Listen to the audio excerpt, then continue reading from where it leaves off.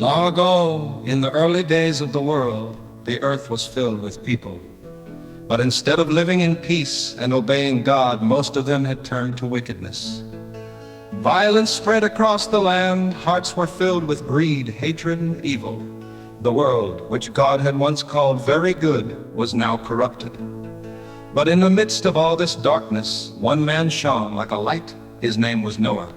The Bible tells us Noah was a just man and perfect in his generations, and Noah walked with God.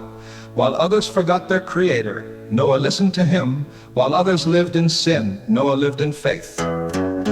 God's warning. One day God spoke to Noah and revealed his plan.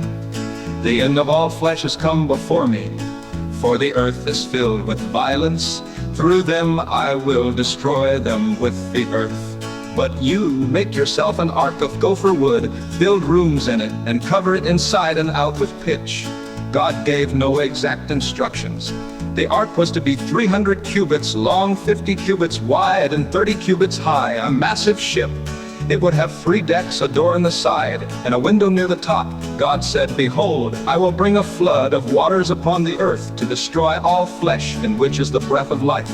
But with you I will establish my covenant, and you shall come into the ark, you, your sons, your wife, and your sons' wives with you."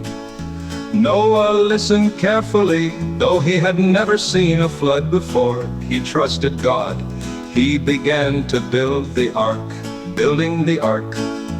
Day after day, Noah and his 3 sons, Shem, Ham, and Japheth, worked faithfully.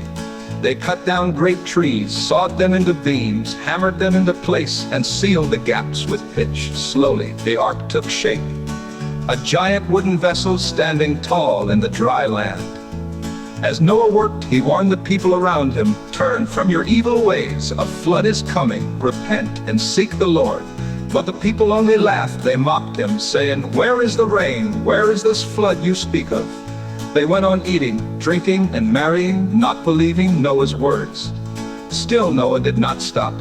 Year after year he worked in faith, trusting that God's promise would come true. The animals entered the ark. At last the ark was finished. Then God said to Noah, "Come into the ark, you and all your household, for I have seen that you are righteous before me. Take with you 2 of every kind of animal, male and female, to keep them alive with you. Of clean animals, take by 7s, of birds also by 7s."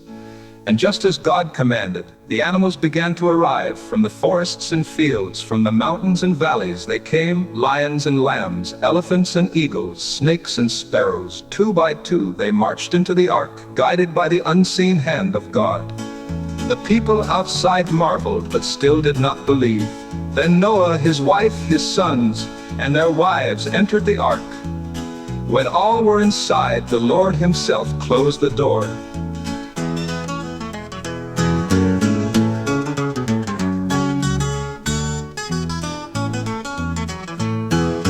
Noah listened carefully. Though he had never seen a flood before, he trusted God.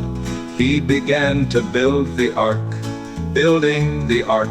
Day after day, Noah and his 3 sons, Shem, Ham, and Japheth, worked faithfully. They cut down great trees, sawed them into beams, hammered them into place, and sealed